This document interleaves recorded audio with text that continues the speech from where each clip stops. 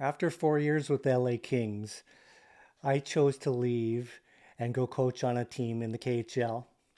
Kicker, the team was in Beijing, not Russia, Beijing. This is the story of how it happened and what I walked into when I got there.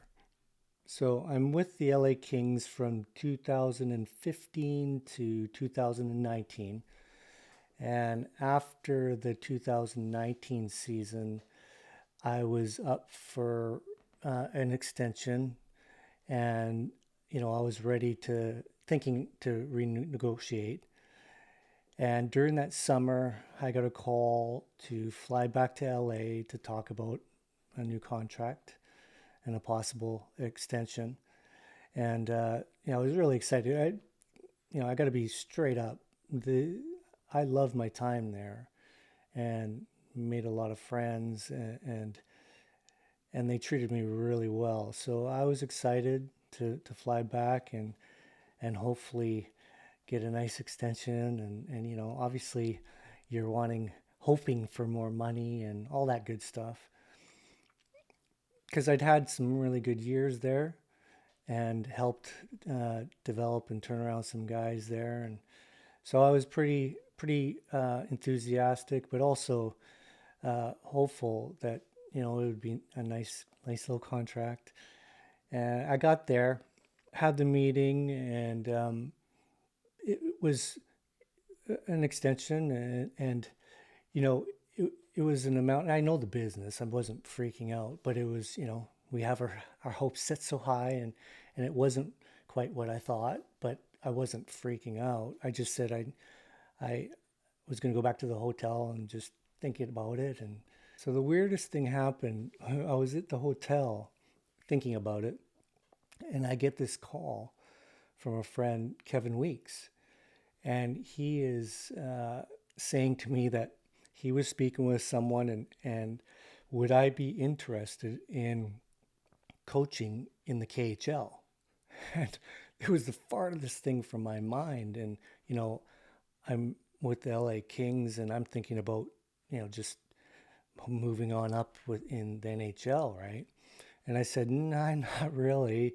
And I said, "Well, what made you even think of me?" And he said, "Well, the team is based out of Beijing. It's called the Kunlun Red Star, and there's a connection with the development of the Olympic team because they are going to be hosting in the future the Olympics, and their team was obviously not up to snuff. And I had that exact background. I played in the Olympics for Japan, and we were a B pool team and building up and that whole thing.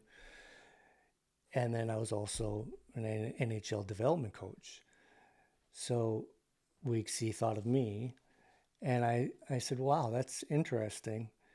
And then I said, "Do you mind me asking what are we talking about as far as numbers and contract?" And he told me, and he asked what I would consider, what's the lowest I would consider of going, and it was way above that. I was shocked, so I thought, okay, I got to rethink this here.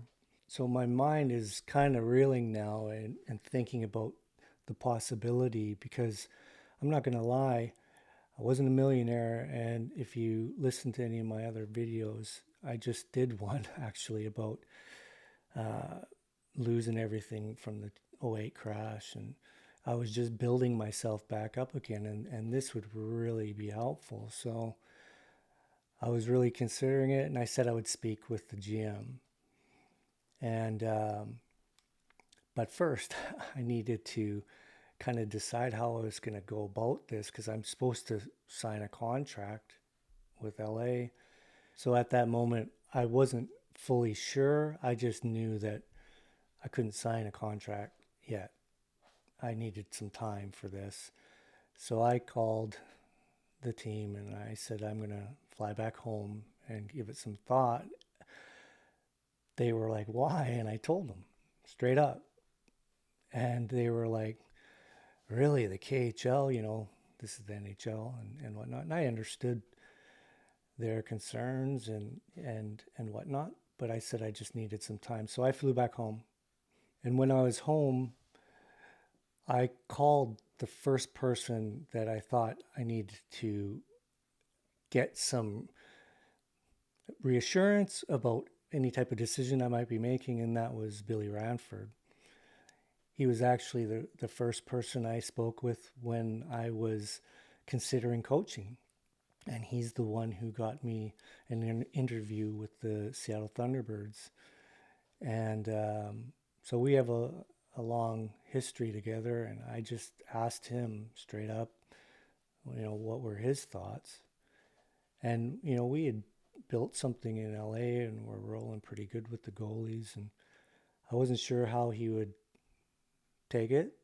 And he asked about the contract, and then he said, "Hey, man, you got life and you got family, and you got to do what's best for you and your family."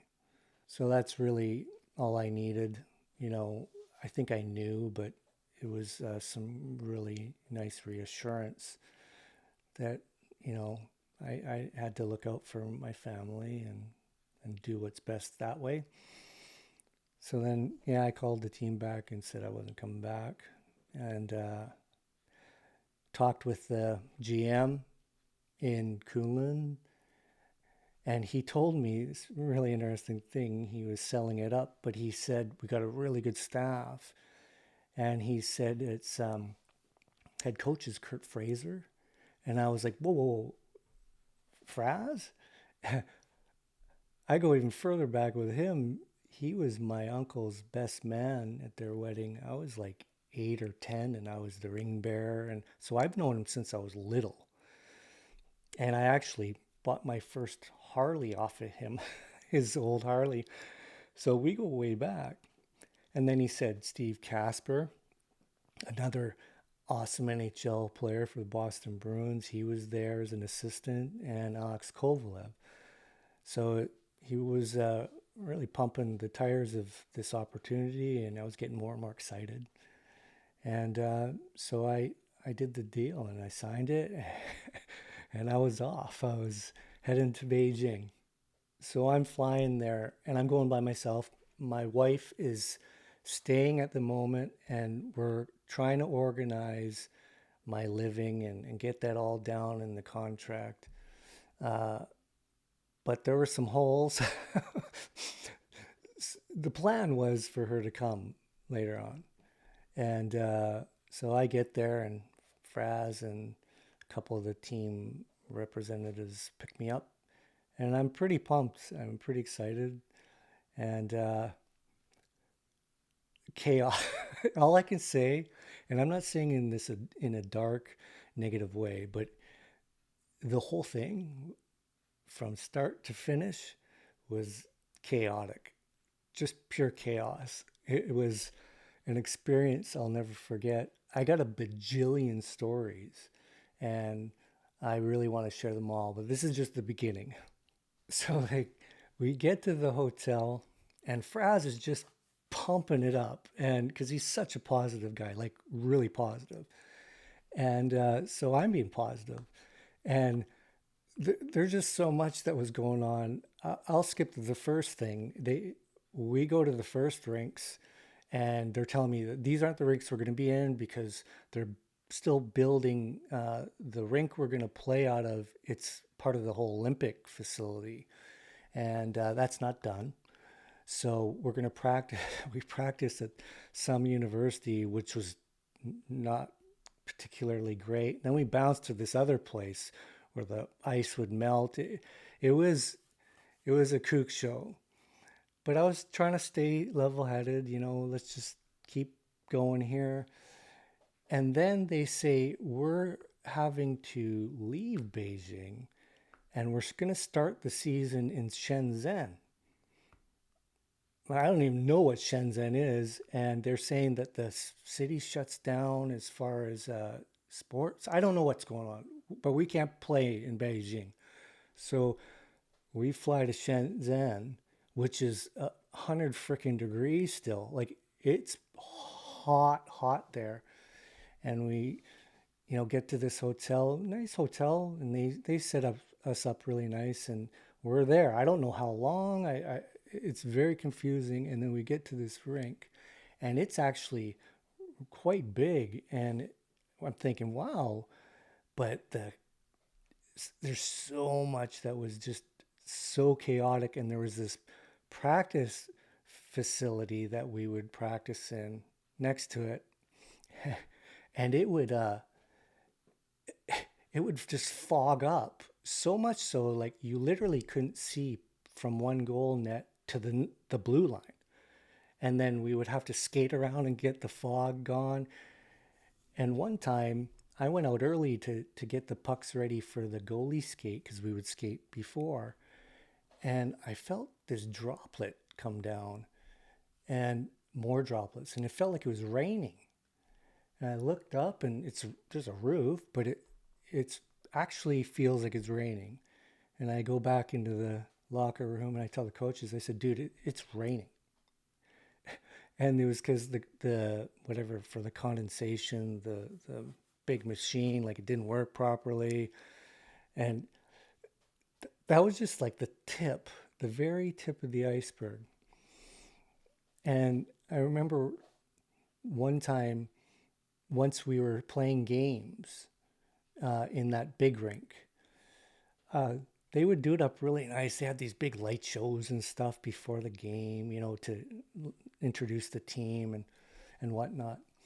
And one day the organization told me that they had a girl goalie that from Vancouver, actually from where I'm from, uh, that was going to be possibly playing on the Olympic team, the women's team, and would like me to skate with her. And I said, sure, because that was part of this whole thing. I didn't know it was going to be with the girls too, but I said, yeah, sure. So we set up this skate, and there's no team there. It's the either the night before or the day of, I can't remember, of a game for us. And get out on the ice. I go to do pucks and get my video and all that ready, and the lights are still dark. Uh, there's just a little bit of light on the actual ice, but I need them to turn the lights on. So I tell the staff, and they're like, "Oh yeah, we'll get on." All of a sudden, the um, the whole light show and music starts like loud as balls, man. Like I actually got my phone out and I filmed it. And they started the light show for the game tomorrow. Look at this shit.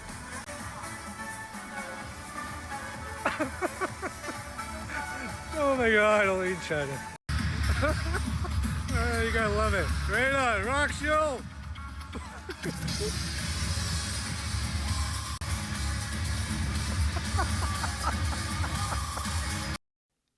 It was, it was, I can't even explain it. It just was par for everything that was going on in my new venture.